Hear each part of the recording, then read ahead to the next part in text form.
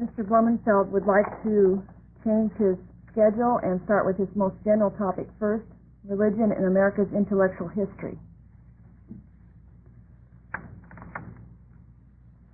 Samuel Blumenfeld was born and educated in New York City. He graduated from the City College of New York in 1950 and studied in France for 2 years. Then he worked for 10 years as an editor in a New York publishing industry. In 1970, he began writing full-time. He has now authored some 6 books on education. His writings have earned him a reputation for accurate reporting, objective scholarship, and refreshing candor. He has also taught in both public and private schools, including a private school for children with learning and behavioral problems. To have Mr. Blumenfeld here today makes this a very special occasion for me. 5 years ago, his fascinating and revealing book, Is Public Education Necessary?, corrected my misconceptions about our public education system and activated me as a parent. His current and very important book, NEA Trojan Horse in American Education, promises to make an even greater impact on our nation. Thank you, Mr. Blumenfeld, for your courage to tell the truth, and we welcome you and look forward to what you have to say to us today.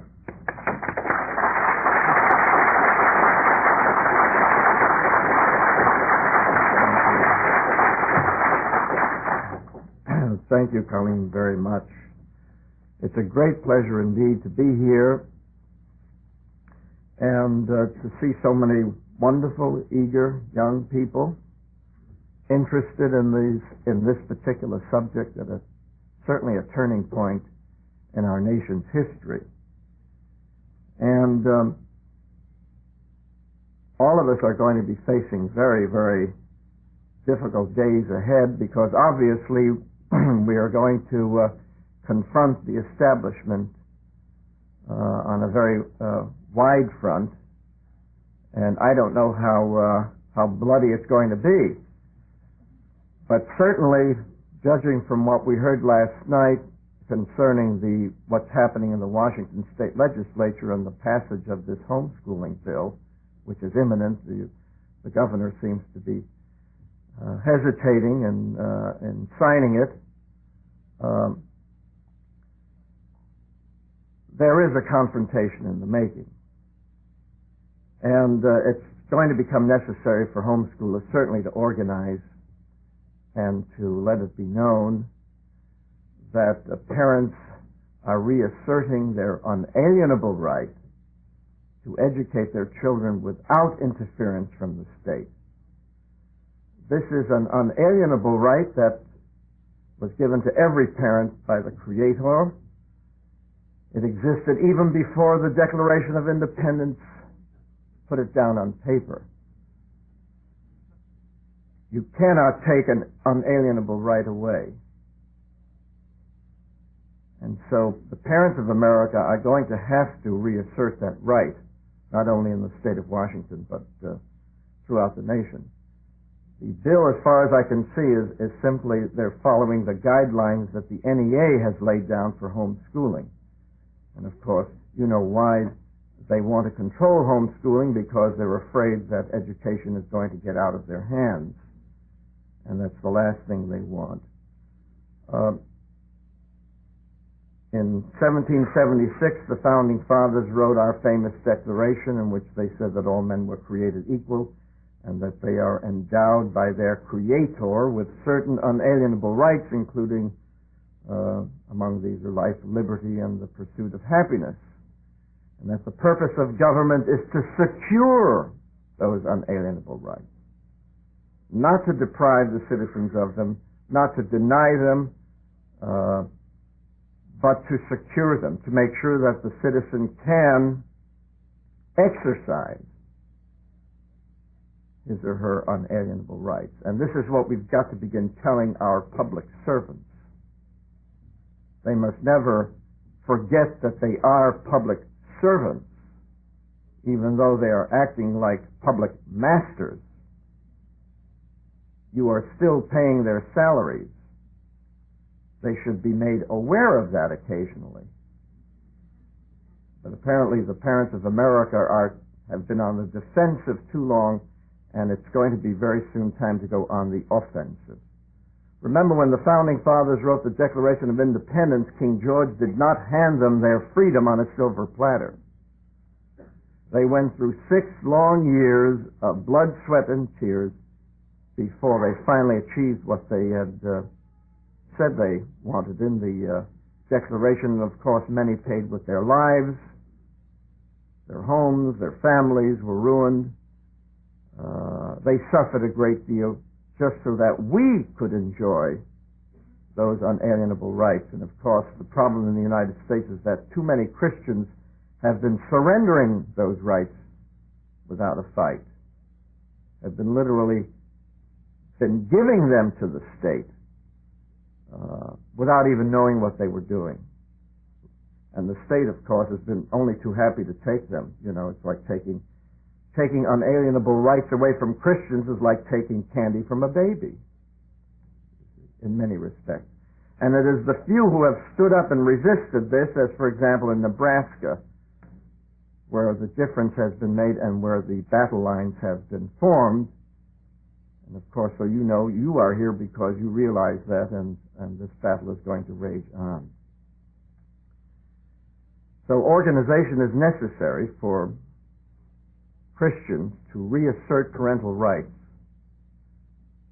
And today's parents must write a new Declaration of Independence and serve notice on all of those officials and legislators that the gauntlet has been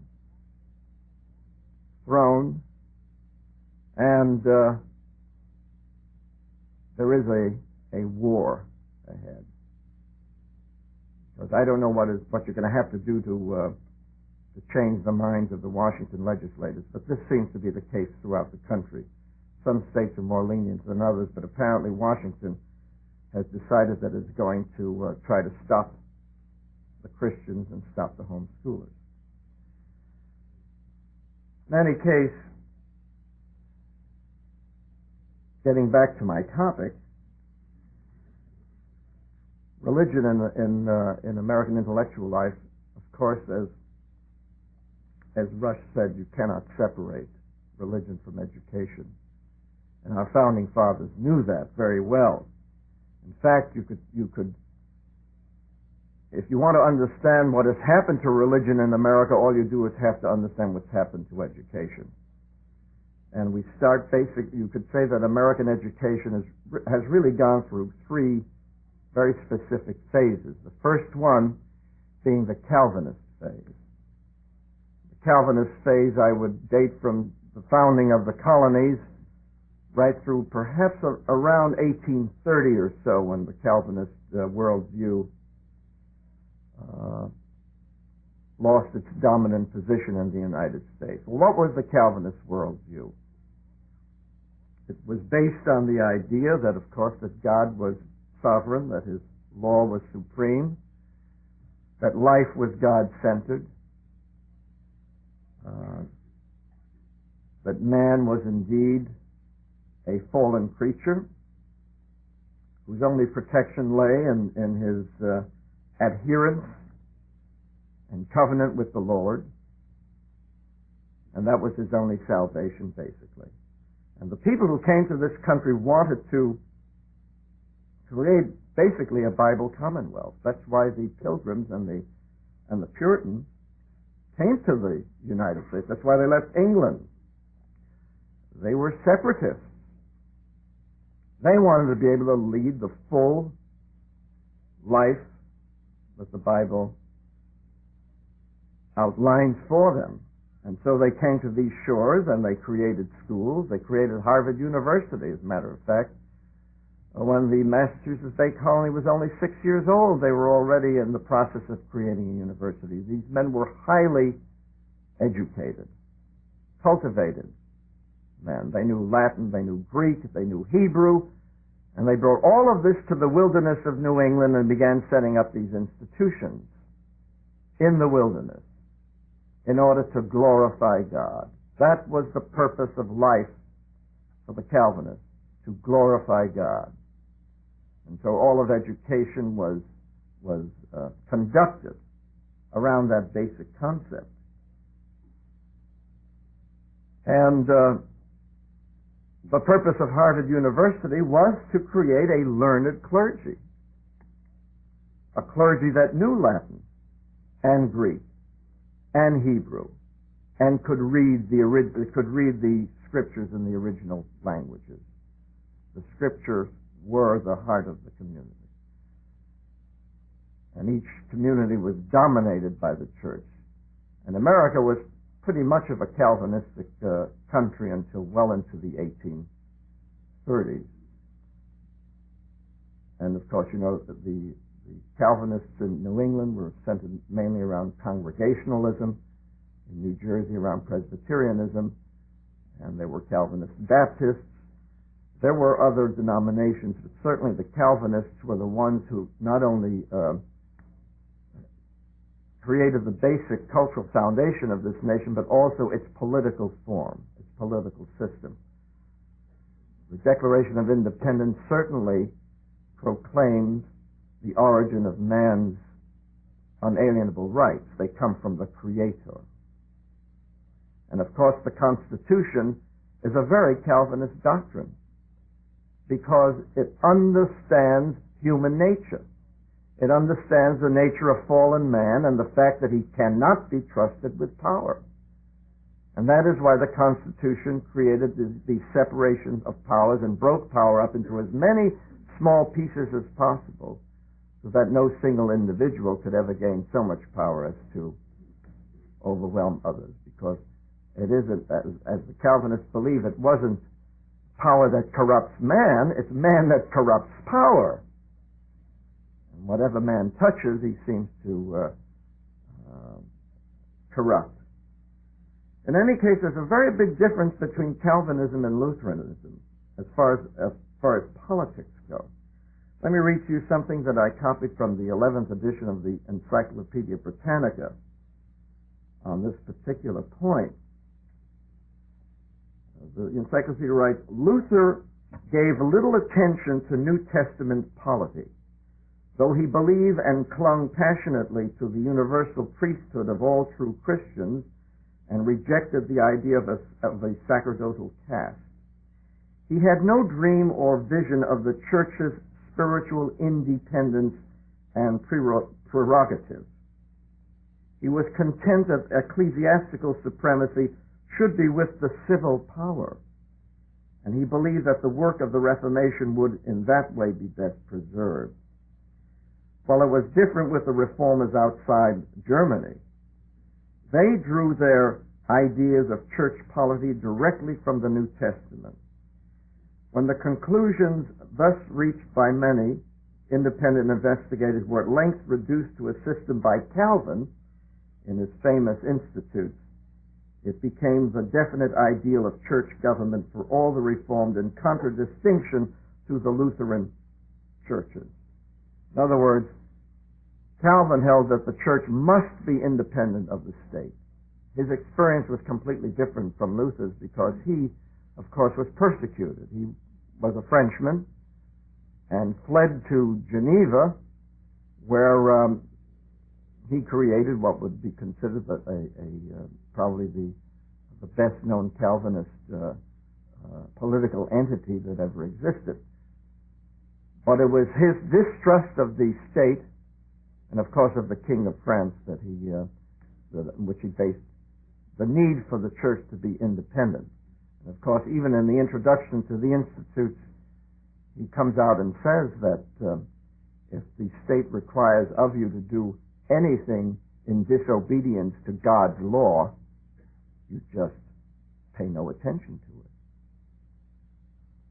And that really is the heart of American freedom, is that God's law is supreme. The Constitution was made under God's law, and therefore the Constitution is in obedience to God's law, and when that Constitution is perverted, it is not to be obeyed. And that's particularly true in the instances of unalienable rights, where the parents' right to educate their children at home is an unalienable right. It was exercised by the citizens of this country before the first compulsory school attendance laws were passed. When was the first public school attendance law passed? In 1850. So for a considerable time, parents did exercise that right. And it was the normal way of educating children. The home is the normal school. The school itself is a rather artificial entity, and certainly the public school is. The Calvinist period lasted until about 1830, and then we enter what I call the Hegelian period. The transition took place it's rather amazing how early in this country the rebellion against Calvinism took place. And where did it take place? In the heart of the Calvinist Commonwealth in New England, at Harvard University, where the Unitarians took power in 1805. Now, who were the Unitarians? Actually, Unitarianism began basically at the same time that Calvinism began, way in the 1500s. But the Unitarians denied the divinity of Christ. They denied the Trinity. That's where you get the term Unitarian. They denied the Trinity, the triune God. And for a while they seemed to espouse a kind of monotheism. They weren't Jews. It wasn't Judaism, certainly. And, of course, their great leader, Ellery Channing, more or less formulated their philosophy during their when they were growing in Boston. Of course, they were greatly influenced by the Enlightenment period, the ideas of the Enlightenment. But the denial of the divinity of Christ meant that salvation was no longer possible through religion. And so the emphasis changed. In other words, first of all, they believed that man was not the innately depraved character that Calvin wrote about. They believed that man was not only not innately depraved, but that he was innately good. Not only was he basically good, he was perfectible. They felt in a sense that Calvin had libeled man, and that the reason why man acted the way he did was because of this autosuggestion. That he'd been told over and over again that he was basically evil, fallen, sinful, and therefore he was simply behaving in the manner that the Bible was saying that he was behaving. And so they said, no, that's not true. Man is basically rational, perfectible, etc., and that the means to, but of course then they were confronted with the whole problem of evil. Well, if man is this wonderful creature you say he is, why does he murder so much? Why does he create so much mayhem? Well, they said, well, the reasons, of course, are poverty, ignorance, and social injustice. Well, you can take care of ignorance very easily through education. And once you've taken care of ignorance, then you eliminate poverty, and then you've eliminated social injustice. What a wonderful program. And so they said, let's get the schools away from religion. We'll create these secular schools that will only deal in the observable facts of life and the world, and everything will be great. And so they proceeded, Horace Mann and the other Unitarians, in promoting the public school movement, in divorcing education from religion. But of course, the Unitarians had their own religion. It was not an education without religion. It was an education with a new religion, based upon the divinity of man. There's a beautiful, great statue of William Ellery Channing in Boston. I come from a city where all of this happened, and it's very easy to see the monuments. We have the first Unitarian church in Boston. And then we have the statue of William Ellery Channing, and this is what the inscription says on that statue. It says, "He breathed into theology a humane spirit and proclaimed anew the divinity of man." Man is God, and this business of the humane spirit. You see, the Unitarian rebels could not tolerate this tyrannical Calvinistic God, you see. And there's even a passage where Channing said that even if such a God did exist, we would not bow down to him because he's a tyrant, you see. They forget all the blessings that God gives them. They forget that they were given the gift of life to begin with and that everything they have came from the Lord. But this is, of course, human egotism at its height.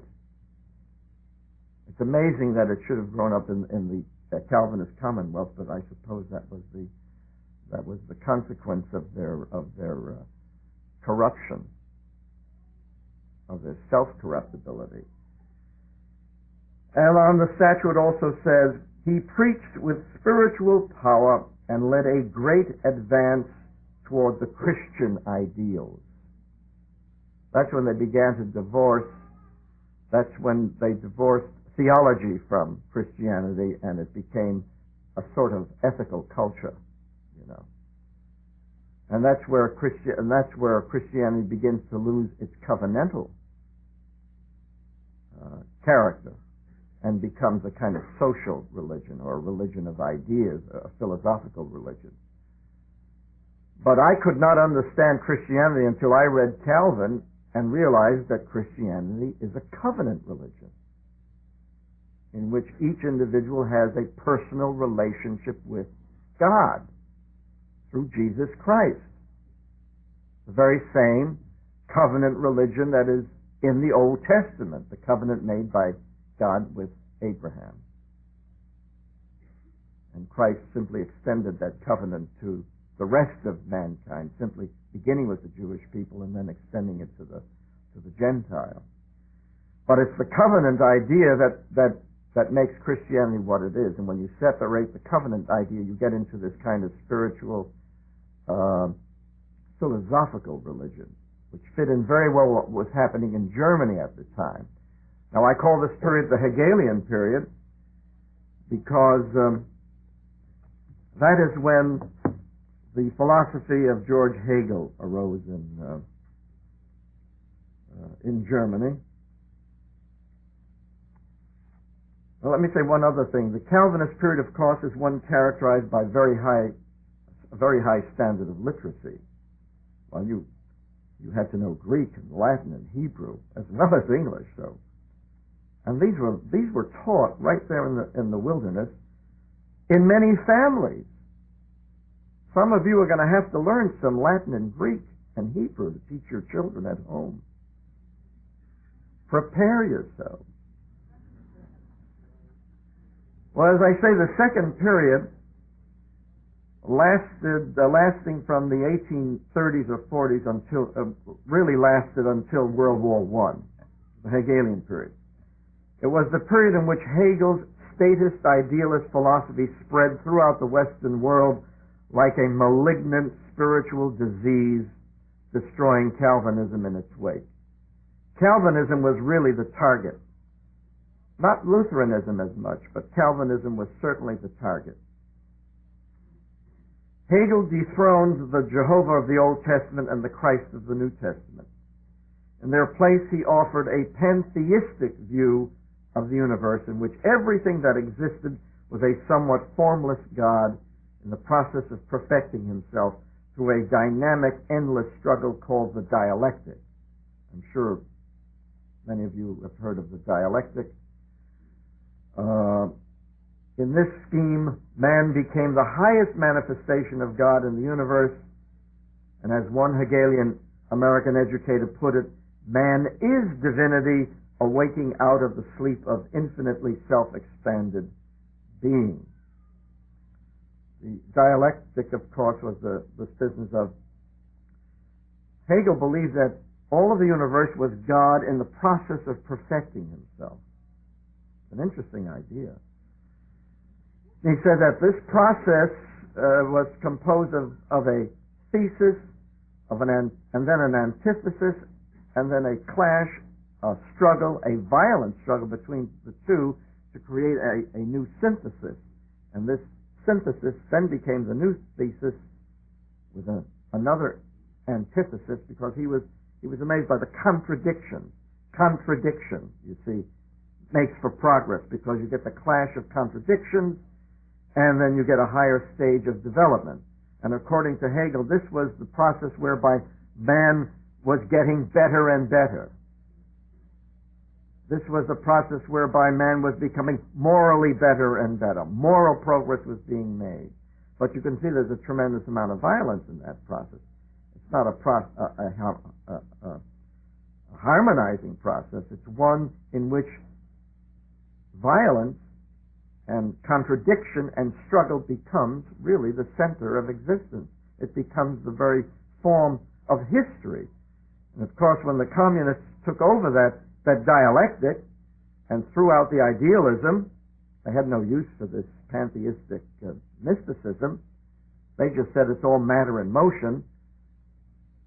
That became the Marxian dialectical materialism. And if you want to understand the communist mind, you've got to understand their religion, because they do have a religion, and it is dialectical materialism. And that's why they believe that there is constant violence and struggle necessary, as communism and capitalism are in this inevitable and endless struggle to produce a new higher synthesis. And that's why you keep having wars of liberation, and that's why the communists never stop what they're doing. The violence never stops, because it's in their philosophy. They believe it. And they believe that and the communists themselves believe that they are the instruments of that whole violent process, that they can lead the process, that they are the chosen who can lead that violent process to its ultimate conclusion. God only knows what that conclusion is. But in this pantheist scheme of things, the purpose of life was to glorify man, and the instrument through which his collective power could be exercised, the state. And that's the beginning of European statism, which was to lead to, of course, these almighty states with their supreme laws that then led them into World War. First the Franco-Prussian War, then World War I, and World War II, and then now into our present state system, that is the world system of national states in which each state is sovereign, and the sovereignty of state law overrides every other law there is. Now, it is during this Hegelian period that the public school movement developed, promoting a secular form of education which gradually eliminated the Bible from the classrooms of America. So you have the Unitarians and the Hegelians, and also the socialists, the Owenites, who came to our shores in the early part of the century and believed that that religion and the free enterprise system and capitalism are the cause of evil. They all have to identify the cause of evil, and they all decided that religion was the cause of evil. And so, if you get rid of religion, you're going to have unlimited good. If you get rid of the restraints that God has placed on man's behavior, you will have unlimited good. But of course, we've seen the result. If man has gotten any better as a result of this dialectical process, all I have to do is tell you to turn on your television set, and you can see how much he has improved. So obviously, what is wrong with man has not been cured by the dialectic. In fact, it has simply shown us to what depths of human depravity, human beings can fall. I mean, we have seen such depravity that I don't think even Calvin could have imagined, with concentration camps and slaughter and exterminations and gulags. And in fact, the humanists have created hell on earth. That's what they'd like to do in the United States as well. Hell on earth. Well, yet even the Hegelian period was one of high literacy. For Hegel had stressed intellectual development since he considered man's mind to be the highest manifestation of God in the universe. Latin and Greek were studied not because they were the languages of Scripture, but because they were the languages of the pagan classics. That's where the shift took place. You see, you could no longer study the Bible, so you studied the Aeneid and the Odyssey and all of the works of the Greeks and the Romans, etc. Discipline, punctuality, high academic standards, and achievement were the hallmarks of the public schools during that period. And of course, that's what they always talk about when they say, let's get back to the old days, back to the basics. They're really talking about the Hegelian school, which was a very efficient place. I went to a Hegelian school, basically. Anyone who went to a public school before 1930, it was a Hegelian classroom with the seats bolted down to the floor and the uniform rows and the silence, and it worked very well. It did its job beautifully. And today's, and there are many humanists today who would, or lovers of the humanities, who would like to return to that form of education that existed prior to the takeover by the progressives. For example, the Paideia movement. I don't know how many of you are aware of the Mortimer Adler's Paideia proposal, which basically is to get us back to the great books idea, get back to the Greeks and the Romans, etc., the pagan classics. And that's basically trying to get back to the Hegelian period, which was one, as I say, of high literacy. The third period, which began around World War I and has lasted to the present, can be designated the progressive period. It came into being mainly as a result of the new behavioral psychology developed in the experimental laboratories of Wilhelm Wundt at the University of Leipzig in Germany. The major American figures who studied under Wundt and came back to the United States to revolutionize American education were James McKean Cattell, G. Stanley Hall, Charles H. Judd, and James Earl Russell. Dewey was one of them, but he didn't go to Germany. Dewey got his education here at Johns Hopkins University and then at the University of Michigan, and then created his laboratory school at the University of Chicago. Science and evolution replaced religion as the focus of their faith, and dialectical materialism superseded Hegel's dialectical idealism as the process by which man's moral progress was made. The word progressive, in fact, comes from this dialectical conception of progress. You've heard of, he's a progressive. What they mean is basically he believes in the dialectic. And when you are a reactionary, you are reacting against the thesis, you see. That's what a reactionary is somebody involved in this dialectical process who is trying to stop the new synthesis from coming into being. The pioneer in the progressive movement who beat the first path to Wundt's laboratory in Leipzig was G. Stanley Hall. Hall had already spent the years 1868 to 70 studying in Germany and had returned to the United States seething with hatred for his Puritan New England heritage. He wrote in his autobiography, quote, "I fairly loathed and hated so much that I saw about me that I now realize more clearly than ever how possible it would have been for me to have drifted into some, perhaps almost any camp of radicals, and to have come into such open rupture with the scheme of things as they were, that I should have been stigmatized as dangerous, at least for any academic career, where the motto was safety first. And as this was the only way left open, the alternative being the dread one of going back to the farm, it was most fortunate that these deeply stirred instincts of revolt were never openly expressed and my rank heresies and socialistic leanings unknown." Unquote. Well, they were all basically socialists because they all had to deal with the problem of evil. And so they had to blame something. Well, so now they blamed capitalism, you see, as well as religion. And so they decided that socialism would cure mankind's moral diseases.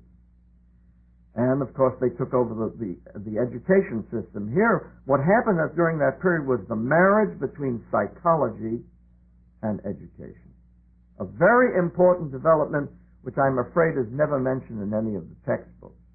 But it's vital in understanding what's happened to American education, that it has become therapy, because it is now completely controlled by the behavioral psychologists.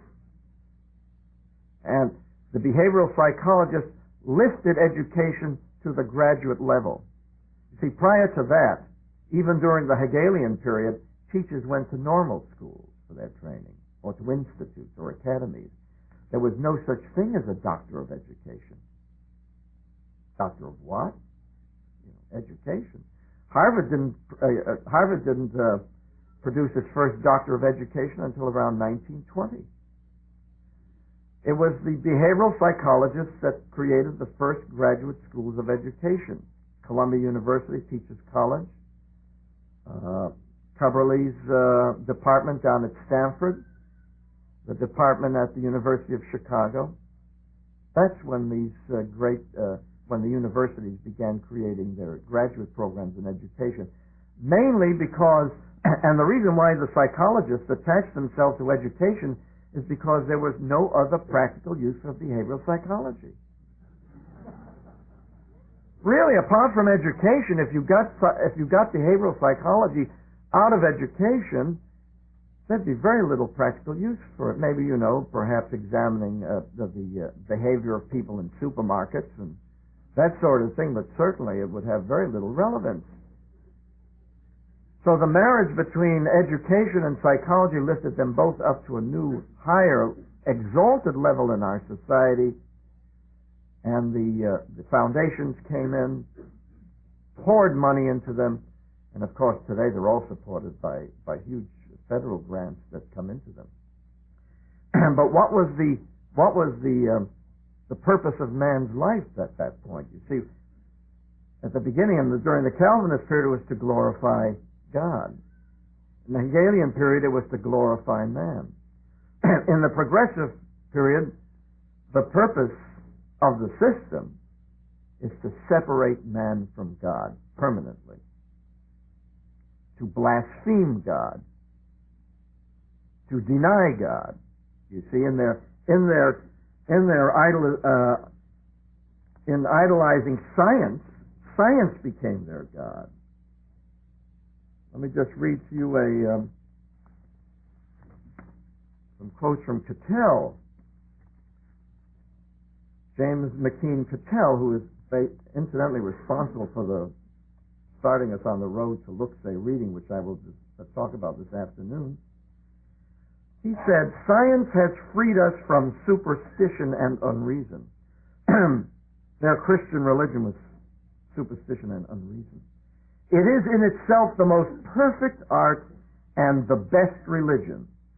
The force, not ourselves, that makes for truth and righteousness. For science is a religion that makes for truth and righteousness." And he did more than any other man in his generation to bring about the organization of science in America into the vast, gigantic, atheistic field that it is today, based on evolution, man as animal. But it's very interesting. While Cattell believed in all of this, he also believed in homeschooling for his own children.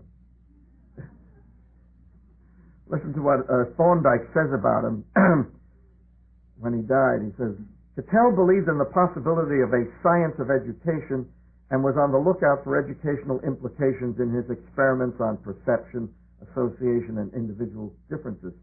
He had theories about the educative process, notably the theory that a home with many children of different ages was in certain respects superior to a classroom filled with children as nearly alike as possible." And then Cattell himself once said, "Mankind will last only so long as children are born and cared for, and no plausible substitute for the family has been proposed. The school, by its nature, weakens the family, for it takes the children away from home and gives them interests not centered in the home. So it was all right for him. Isn't that curious? Well, of course, he knew what was the way they were teaching children to read in the public schools, and that's why he kept his children at home, to make sure that they would learn to read. But so we go from the purpose of life being to glorify God to the purpose of life being to blaspheme God, to separate oneself from God, to destroy the work of Christ. As a matter of fact, in reading the biographies of these men like John Dewey and Cattell and the others, you find out that they all came from good Christian families. How curious. Dewey was brought up by a Vermont Christian family. He attended church. He even taught Sunday school. And yet, through the process, when he became finally a dialectical materialist, or materialist of some kind, he spent the rest of his professional life doing everything in his power to destroy Christianity and the work of Jesus Christ, and substituting in its place a new religion called humanism. He, of course, was one of the signers of the Humanist Manifesto. Now, there's a difference between somebody who falls away from his religion and becomes indifferent to it. There are many like that, you know. Most people are that sort. They're indifferent to religion. But when you spend your entire professional life, as did Dewey, Thorndike, Cattell, and these others, doing everything in your power to destroy Christianity, to destroy the work of Jesus Christ, then those individuals, without a doubt, in my mind, are under satanic influence, are basically Satanists, because they are doing the work of Satan. And what is Satan's ultimate goal? It is to separate man from God. And once you separate man from God, you can do anything you want to him. And that is what the schools, the public schools of America, have been doing for at least the last 50 years, separating the children from God, doing everything in their power to separate the children from their Creator. That's why the public school is such a dangerous place, because the children are at risk in three areas. They're at risk academically, we know that, because the entire curriculum has been constructed around the idea of separating the children from God, of destroying their faith, of destroying Christianity. So we know that academically they become intellectual cripples. They are at risk spiritually, because of the undermining of their faith. And of course they are at risk morally, because they come in contact with drug pushers, the sexually promiscuous or precocious, the assaults, the robberies, etc., that go on in school, the immorality. And so children in the public schools are very much at risk in all of these areas. And as long as the philosophy of education is that, and it's basically is the separation of man from God, there is no hope for the system. It can't possibly be reformed in any way, shape, or form. But you must also realize, and I think homeschoolers must realize this, that the public school is an artificial creation made for the convenience of the state and the educators and the bureaucrats, and it has nothing to do with education, nothing to do with true learning. It is an institution of manipulation and control. Strictly manipulation and control. And that's why they are so fearful of Christians getting out of the system. They want your children in their computers, remember. And that's why this bill in Washington is so dangerous, because they'll get you into their computer. Because that certified teacher is going to be at your house every week, or whatever the schedule will be. And you will have to account for what you're teaching your children. So there is, we've reached the stage now where we must return to the original purpose of education. based on the true purpose of life, the true reason for living, that is to glorify God. And you can see that we're going in full circle. We've been through it all. We've been through the atheism, and we've been through it all. The other day I was speaking in I was visiting a Bell Fountain, a town in Ohio, attending church, a fundamentalist church a service was being held in a school building, in an elementary school building, and so I had a chance to look at the books on the teacher's desk in this elementary school, and I was going through this one reading textbook, which is used in English, or reading, I don't know what they call communications. These days you don't know what they call it. But in any case, in vain I looked through that book to see the word God mentioned. Not a single story in which God even exists. No ministers, no churches. Complete absence of any reference to religion of any kind. Lots of stories about animals, animals that speak, animals that do all kinds of wonderful things. And human beings with all kinds of wonderful relationships with the animals. And no even mention that there is a God. And I realized what was being done by that book. You see, they are giving the child the impression that religion is unreal, but the book that they have is real. That's the real world. But that all of these loony people out there who go to church, there's something wrong with them. And yet these children live in a town where there's a church on almost every corner, where they know ministers, where they go to church. So you're having two realities that are battling for dominance. Two realities. And the schools are pouring it on. In the last 5 years, the humanists have opened up all the stoppers. All the stoppers. It is being poured on in a manner that is frightening. And the result is you're getting students getting involved with satanic cults, animal mutilation, warlocks, witches, witchcraft. Everything is happening.